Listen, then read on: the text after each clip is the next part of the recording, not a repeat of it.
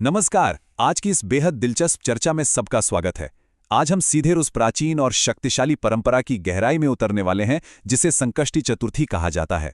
ये सिर्फ पूजा पाठ का कोई साधारण तरीका नहीं है, बल्कि अगर ध्यान से देखा जाए तो ये जीवन की रुकावटों को पार करने का एक बहुत ही सुव्यवस्थित और मनोवैज्ञानिक ढांचा है। आज हम सीधे पुराणों और ऐतिहासिक कथाओं के माध्यम से इस पूरी प्रक्रिया को डिकोड करेंगे और समझेंगे कि कैसे सदियों पहले ही मुश्किलों से बाहर निकलने के अचूक रास्ते खोज लिए गए थे। चलिए शुरू करते हैं। जिंदगी में कभी ना कभी ऐसे पल जरूर आते हैं जब परेशानियां किसी विशाल पहाड़ जैसी लगने लगती हैं। ऐसे में एक बहुत ही गहरा सवाल उठता है, आखिर परेशानियों से मुक्ति पाने का सच्चा मतलब क्या है? क्या ये सिर्फ समस्याओं का रातों रात गायब हो जाना है, या फिर हमारे अंदर उस मानसिक शक्ति का जागना है जो किसी भी चुनौती से टकरा सके? सदियों से मानव सभ्यता ने इसी मुक्ति को पाने के लिए कुछ खास दिनों और ऊर्जाओं को पहचाना है। आज की हमारी पूरी बातचीत इसी शानदार खोज के इर्द गिर्द घूमने वाली है। अच्छा, तो आइए सबसे पहले इस शब्द को ही थोड़ा समझते हैं। संकष्टी का असल में मतलब होता है कठिन या संकट के समय में मिलने वाली मुक्ति या उद्धार, और चतुर्थी का मतलब है चंद्रमा के घटते चरण यानी कृष्ण पक्ष का चौथा दिन। प्राचीन ग्रंथों में इस खास दिन को हमारी उलझनों को सुलझाने और आत्ममंथन के लिए सबसे ज्यादा असरदार माना गया है।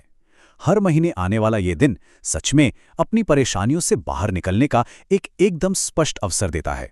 तो इस मुक्ति की चाहत के केंद्र में कौन है? आइए बात करते हैं बाधाओं का नाश करने वाले देव यानी विघ्नहर्ता की। विघ्नहर्ता इस शब्द का सीधा सा मतलब है बाधाओं को हरने वाला या उन्हें खत्म करने वाला। पौराणिक ग्रंथों के पन्ने पलटें तो पता चलता है कि भगवान गणेश सिर्फ एक देवता ही नहीं है, बल्कि वे ब्रह्मांड की उस सर्वोच्च शक्ति का प्रतीक हैं जो जीवन की हर तरह की अड़चनों और पापों को जड़ से मिटा देती है।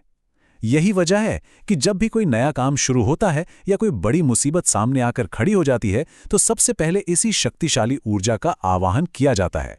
अब यहाँ से कहानी में एक बहुत बड़ा मोड़ आता है। ये जुड़ा है भगवान शिव के एक बहुत ही खास और दिव्य वरदान से। जरा इस ऐतिहासिक उद्घोषणा पर गौर कीजिए। गणेश को सभी देवताओं में श्रेष्ठ घोषित किया जाता है। ये कोई मामूली बात नहीं है। ये भगवान शिव का वो ऐतिहासिक वरदान है जिसने गणेश जी को बाधाओं को दूर करने के मामले में सबसे ऊंचे और सर्वोच्च स्थान पर बिठा दिया। शिवजी ने ही ये तय किया था कि जीवन की मुश्किलों और पापों पर जीत हासिल करने के लिए इस विशेष दिन पर भगवान गणेश की ही पूजा की जाएगी। देखा जाए तो ये एक ईश्वरीय आदेश है जिसने इस पूरी परंपरा की एक बहुत ही मजबूत नींव रखी है। जरा पौराणिक कथाओं के उन खौफनाक संकटों की कल्पना कीजिए। एक तरफ ऋषि दुर्वासा के भयानक क्रोध से पैदा हुआ हाहाकार, तो दूसरी तरफ गजामुखासुर जैसे ताकतवर राक्षसों द्वारा मचाई गई पूरी तबाही। इन भयानक स्थितियों में जब सच में सब कुछ आउट ऑफ कंट्रोल हो गया था, तब भगवान गणेश ही वो तारणहार बनकर सामने आए जिन्होंने इन सारी बाधाओं को चकनाचूर किया और वापस शांति स्थापित की। यही तो कारण है कि आज भी संकट के समय सीधे उनके हस्तक्षेप की प्रार्थना की जाती है। अब हम अपनी चर्चा के सबसे अहम हिस्से की तरफ बढ़ते हैं, जो है ऋषि अंगारक की अटूट भक्ति और अंगार की चतुर्थी की दिलचस्प शुरुआत। चलिए देखते हैं कि ये पूरी कहानी कैसे एक के बाद एक जुड़ती है। सबसे पहले बात करते हैं ऋषि अंगारक की। वे धरती माता और ऋषि भारद्वाज के पुत्र थे और उनके मन में भगवान गणेश के लिए बहुत ही गहरी और एकदम अटूट भक्ति थी। फिर क्या हुआ? उन्होंने माघ महीने की कृष्ण चतुर्थी के दिन, जो इत्तेफाक से मंगलवार था, पूरी श्रद्धा और समर्पण के साथ पूजा की। और इसका नतीजा, उनके इस सच्ची भक्ति से भगवान गणेश इतने प्रसन्न हुए कि उन्होंने आशीर्वाद दिया और ये इच्छा पूरी कर दी कि ये विशेष दिन अब हमेशा उनके यानी अंगारक के नाम से ही जाना जाएगा। अब यहाँ सोचने वाली बात है, और ये सच में बहुत ही अद्भुत है कि कैसे एक इंसान की सच्ची भक्ति ने पूरे के पूरे पौराणिक कैलेंडर को ही बदल कर रख दिया। अंगार की संकष्टी चतुर्थी यह सिर्फ कोई नाम नहीं है, यह इस बात का एक जीता जागता सबूत है कि इंसान का समर्पण किस ऊंचाई तक पहुंच सकता है।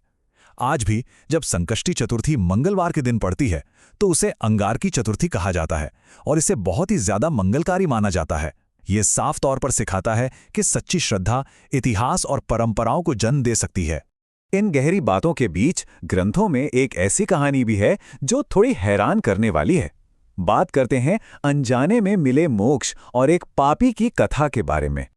ये कहानी सच में थोड़ा मुस्कुराने और सोचने पर मजबूर कर देती है। ग्रंथों में जिक्र है कि एक बार एक बहुत ही पापी इंसान था। उसने संकष्टी चतुर्थी के दिन बिना किसी प्लानिंग के बस यूं ही गलती से या किसी मजबूरी के चलते उपवास कर लिया। मतलब उसने उस दिन अनजाने में ही सही कुछ खाया नहीं। और नतीजा देखिए, सिर्फ उस एक दिन भूखे रहने के कारण उस इंसान को भगवान गणेश के परम निवास यानी स्वानंद लोक में जगह मिल गई। ये किस्सा हमें ये समझाता है कि इस दिन की महिमा और इससे मिलने वाला पुण्य इतना विशाल है कि ये अनजाने में भी किसी का बेड़ा पार कर सकता है। तो प्राचीन काल की इन अद्भुत कथाओं से निकलकर आइए अब देखते हैं कि आज के समय में इन अनुष्ठानों का असल में पालन कैसे किया जाता है। अगर आज के अभ्यास की बात करें तो ये पूरी प्रक्रिया बहुत ही शांत और ध्यान में डूबने वाली है। सबसे पहले सूर्योदय से लेकर चंद्रोदय तक एक बहुत ही कड़ा उपवास रखा जाता है। यह सिर्फ भूखे रहना नहीं है, बल्कि अपने शरीर और मन को शुद्ध करने का एक तरीका है। उपवास तब तक नहीं टूटता जब तक रात में चंद्रमा के दर्शन ना हो जाएं और उसकी पूजा ना कर ली जाए। इसके ठीक बाद भगवान गणेश की पूरे विधि विधान से पूजा की जाती है, जहां उन्हें खासतौर पर दूर्वा घास और मिठाइयां चढ़ाई जाती हैं। देखा जाए तो यह आत्मसंयम, विश्वास और कृतज्ञता को दर्शाने का एक बेहद खूबसूरत और अनुशासित तरीका है। तो आज की इस पूरी चर्चा के बाद एक बहुत ही गहरा सवाल उठता है जिस पर हम सबको सोचना चाहिए। आज का हमारा आधुनिक समाज जो हमेशा एक अंधी दौड़ में भाग रहा है, क्या वो महीने में सिर्फ एक दिन पूरी तरह से रुककर अपनी बाधाओं पर विचार करने और अपनी आंतरिक शक्ति को पहचानने के लिए नहीं निकाल सकता?